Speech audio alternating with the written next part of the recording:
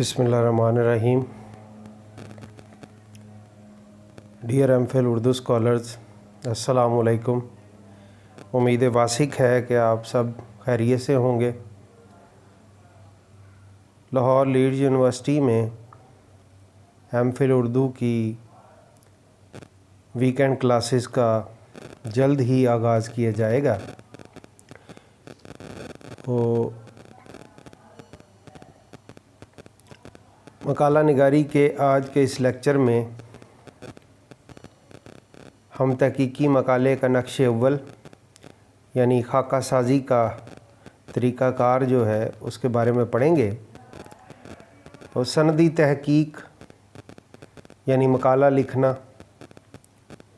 तहकीकी और तनकीदी मिजाज की हामिल एक किताब लिखने से मुख्तलिफ अमल है। आम तौर पर स्कॉलर्स के जहन में तहकीकी मकाला का तसव्वुर किताब के तसव्वुर से मुमासिल होता है और इसी बिना पर उनकी ख्वाहिश होती है कि किसी मकबूल मौजू पर ज़ख़ीम किताब तैयार कर दें। तो मुख्तलिफ़ जामियात में उर्दू सनदी मकालात की रिवायत भी इसी तसव्वुर से जुड़ी नज़र आती है। तो स्कॉलर्स आम तौर पर इसी रिवायत को मयार समझते हैं और बतौर मिसाल कदीम में लिखे गए किसी मकाले को सामने रखते हैं। इससे उनके जहन में सनदी मकाले का किताबी तसव्वुर और भी पुख्ता हो जाता है और वो आखिर तक उससे छुटकारा हासिल नहीं कर पाते। इस तसव्वुर में तब्दीली के लिए ज़रूरी है कि सनदी तहकीकी मकाले की इब्तदाई तश्कील के जो मराहिल हैं उनको फोकस किया जाए।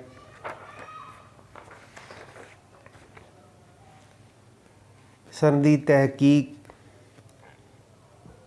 मकाला यानी यकीनी तौर पर मनज़बत तरीक़ाकार के तहत तयशुदा सवालों का तयशुदा हदूद के साथ जवाब पेश करता है।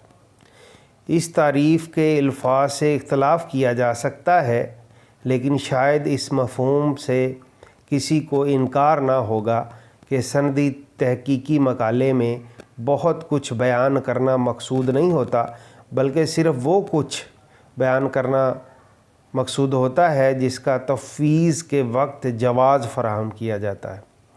तो स्कॉलर्स को ये आगही कोर्स वर्क के दौरान दी जानी चाहिए। उन्हें बावर कराया जाना चाहिए कि सनदी तहकीक का अहम तरीन मरहला इंतखाब व तफ़वीज़ मौजू का है और तहकीकी मकाला की हकीकी बुनियाद इस मरहले पर तैयार किए जाने वाला डिज़ाइन यानी खाका है। अमली मशक़ें इस सिलसिले में मुआवन साबित हो सकती हैं, लेकिन मसला ये है कि उर्दू असूल तहकीक की बाज़ कुतब में खाका निगारी के उन्वान से जो इंदराजात मिलते हैं वो ज़्यादातर मुंतशिर और नामुकम्मल हैं। बस ज़रूरी है इस सिलसिले में नया मवाद तश्कील दिया जाए ताकि स्कॉलर जिसे बतौर नमूना इख्तियार कर सके। तो उर्दू तहकीक मुरतबा डॉक्टर आतिश दुरानी में इस मौजू को अहम समझा गया है और तहकीकी डिज़ाइन और तहकीकी तजवीज़ के हवाले से मकालात को बतौर ख़ास शामिल किया गया है। तो ये चंद मकाला जात वकी हैं, लेकिन ऐसी सूरत हाल में जब खाका निगारी का मफ़हूम अबवाब बंदी जहन में नक्श हो, एक मुख्तलिफ बात इसी सूरत में काबिल तवज्जो व तक़लीद ठहरेगी जब उसे सहूलत और आसानी के साथ समझाया जा सके। बस अवलीन सतह पर यह फ़ैसला करना अहम है कि तहकीकी मकाले की इब्तदाई तश्कील के मरहले को क्या नाम दिया जाए। तहकीकी डिज़ाइन, तहकीकी स्कीम, तहकीकी प्रपोज़ल, तहकीकी तजवीज़ और तहकीकी नक्शे जैसी इस्तिलाहात इस ज़मन में इस्तेमाल की जाती हैं और इनमें किसी कदर मानवी फ़र्क भी है, लेकिन ज़्यादा वाज़ेह और मकबूल इस्तिलाह तहकीकी खाका है जिसे इंग्लिश में सिनॉप्सिस कहा जाता है। इसी में डिज़ाइन, स्कीम और नक्शे का मफ़हूम शामिल करके स्कॉलर्स को रहनुमाई फ़राहम की जाए تو تفہیم میں آسانی پیدا ہوگی۔ تو تحقیقی خاکہ بمعنی ابواب بندی نہیں بلکہ بمعنی ایک مکمل منصوبہ ہوتا ہے جس میں واضح ہو کہ تحقیقی کام کیا ہے، کیوں ضروری ہے، کیسے انجام دیا جائے گا اور کب ختم ہوگا۔ ان میں سے ہر سوال مختلف جزیات کا حامل ہے۔ کیا، کیوں، کیسے اور کب جیسے سوالات کے جواب عام روزمرہ معاملات میں بھی خاصے مشکل ہوتے ہیں۔ تحقیقی خاکے کی تشکیل میں ان کی نوعیت اور بھی پیچیدہ ہے۔ سوچ بچار، حزم و احتیاط، عمیق مطالعہ اور اساتذہ سے مشاورت کے بعد ہی انہیں بطریق احسن ترتیب دیا جا سکتا ہے۔ اردو سندی تحقیق کی روایت کو مد نظر رکھا جائے تو تحقیقی خاکہ بمعنی تحقیقی منصوبہ کے تصور کو مکمل طور پر اختیار کیا جانا ناممکن نہیں تو مشکل ضرور ہے۔ یہ بات واضح ہے کہ بعض اساتذہ ادبی تحقیق میں فرضیے، مسئلے اور سوال کے نام سے بیزاری محسوس کرتے ہیں۔ تو اس سلسلے میں ڈاکٹر گیان چند نے تو اپنی کتاب میں یہاں تک لکھ دیا کہ ادب میں کہاں مسئلہ اور سوال ہوتے ہیں، اور یہ بھی کہ ادب میں ڈیٹا کہاں ہوتا ہے۔ گویا یہ فضول باتیں ہیں۔ یہی معاملہ کئی دیگر نکات کے حوالے سے بھی ہے۔ اس صورتحال میں قابل قبول حل کے لیے ضروری ہے کہ سب سے پہلے اس غلط فکر کا تدارک کیا جائے کہ ادبی تحقیق میں سوال نہیں ہوتے۔ یقیناً ہوتے ہیں، چاہے انہیں دھیان میں لایا جائے یا بیان نہ کیا جائے۔ تحقیق کے لیے کسی موضوع کا انتخاب ہی دراصل کسی مسئلے یا سوال کی موجودگی کا اظہار ہے۔ یہ سوال معروضی، موضوعی، اہم یا کم اہم ہو سکتا ہے۔ سندی تحقیق کا اختصاص اور بنیادی تقاضا اس سوال اور ممکنہ جواب کی نوعیت کو فکس کرنا ہے اور اس مقصد کے لیے ایک کلی سکیم کا اجرا ہے۔ دوسرے الفاظ میں تحقیقی خاکہ دراصل اہداف کے گرد ایک دائرہ کھینچنے کا عمل ہے۔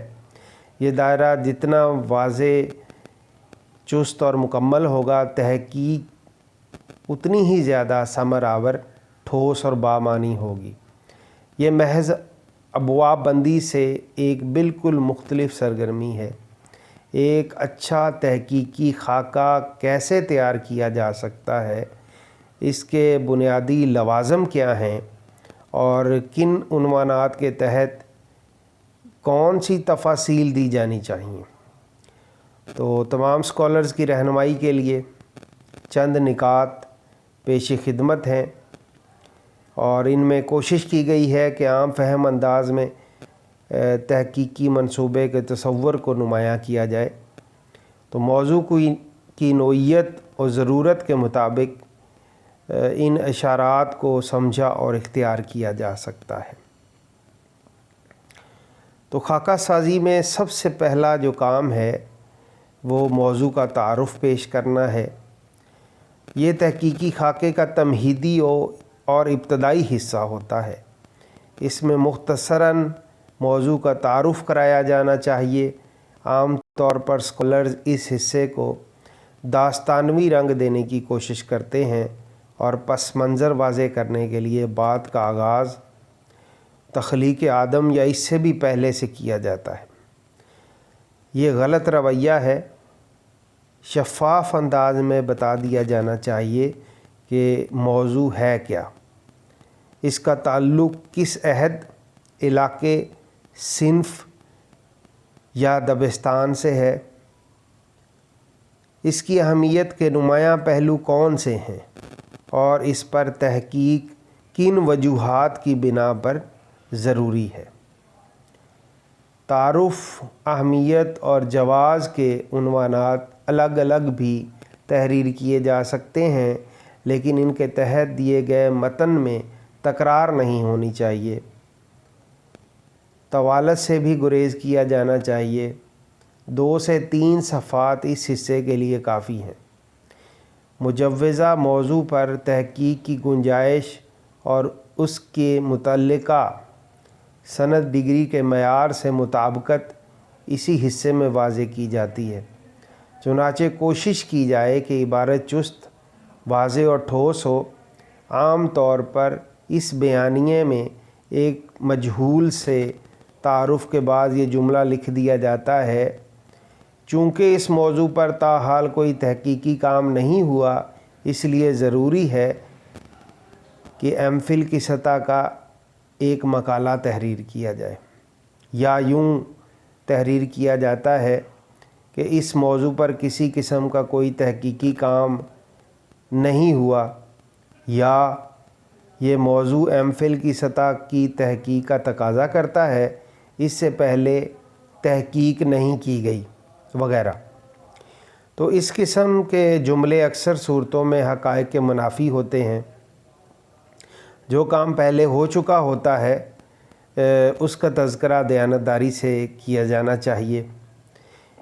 اس مقصد کے لیے اسکالر کو بنیادی نوعیت کی تلاش اور جانچ پڑتال کر لینی چاہیے اپنے موضوع کے حوالے سے۔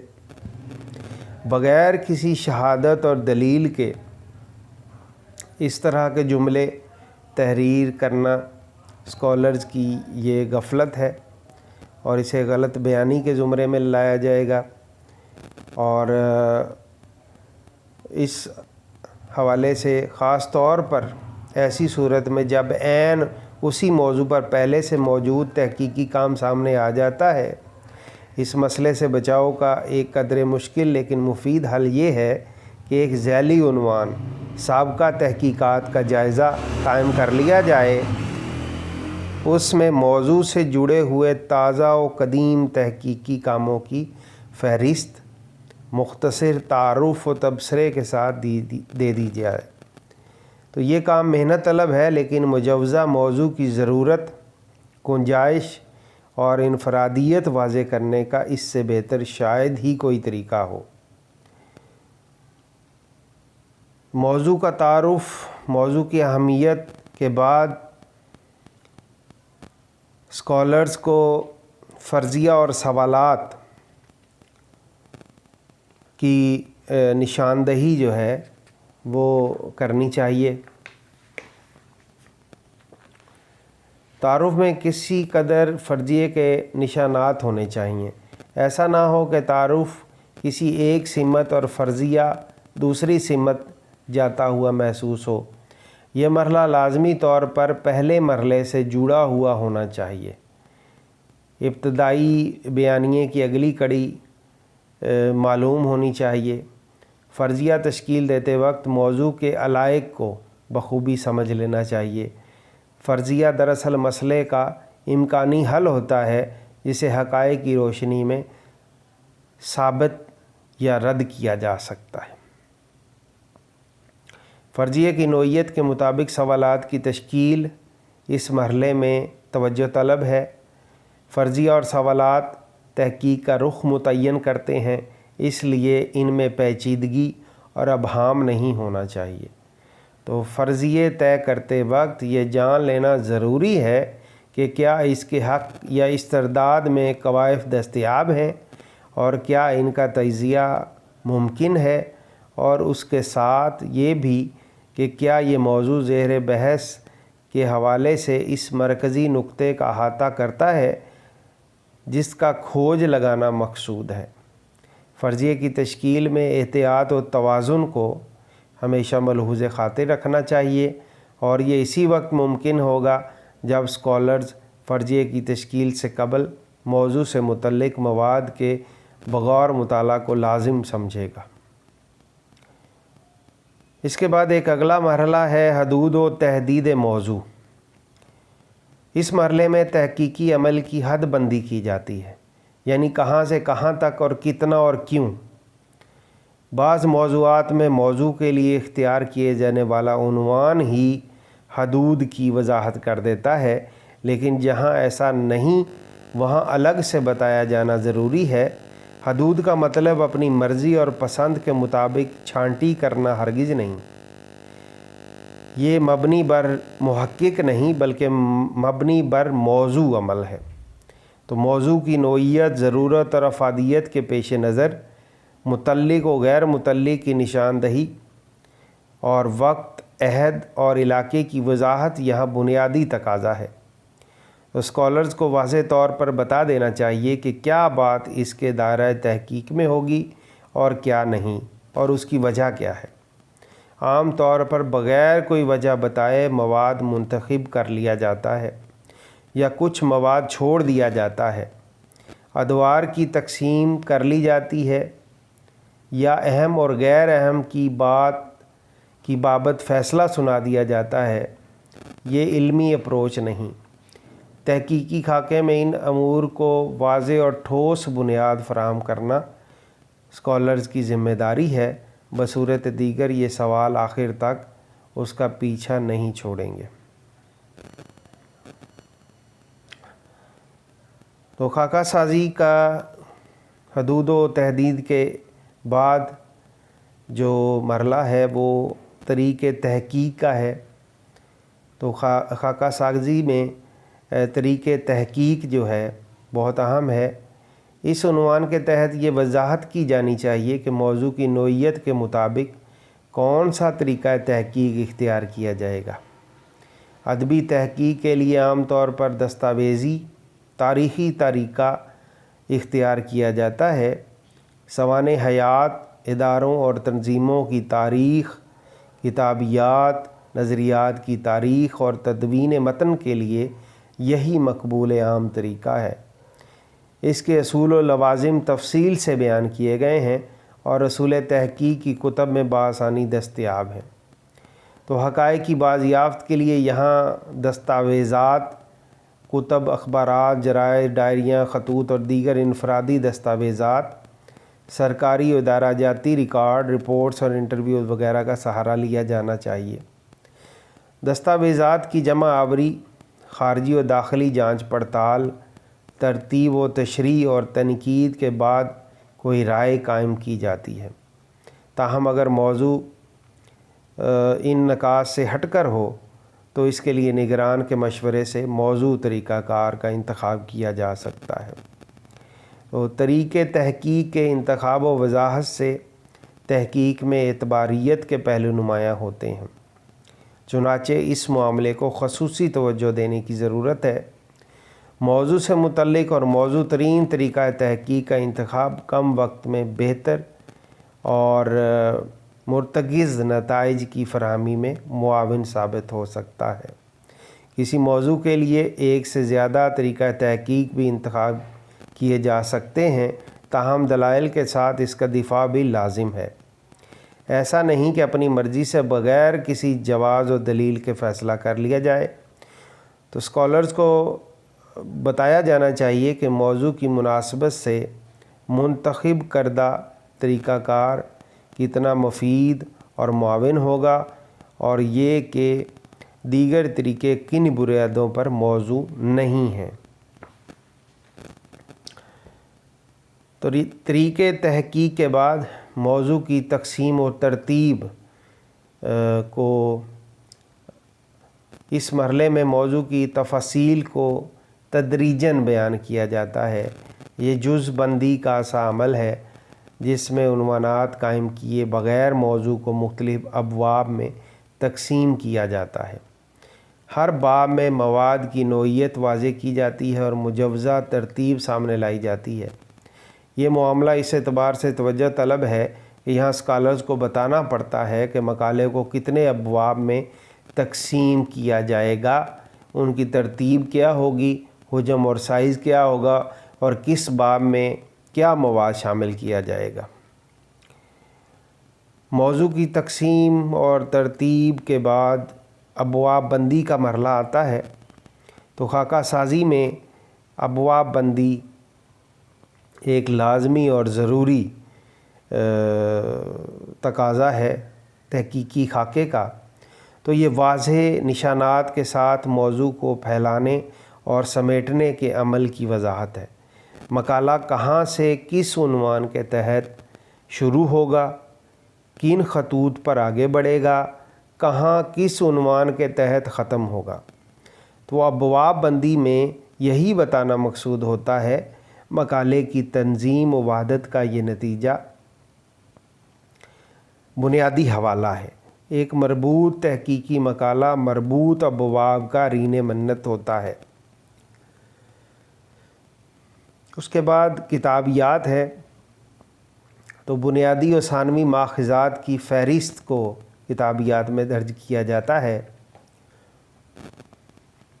اس سے اسکالر کی ابتدائی تلاش و جستجو کا اندازہ بھی ہوتا ہے اور موضوع سے متعلق مواد کے قابل رسائی ہونے کے شواہد بھی ملتے ہیں۔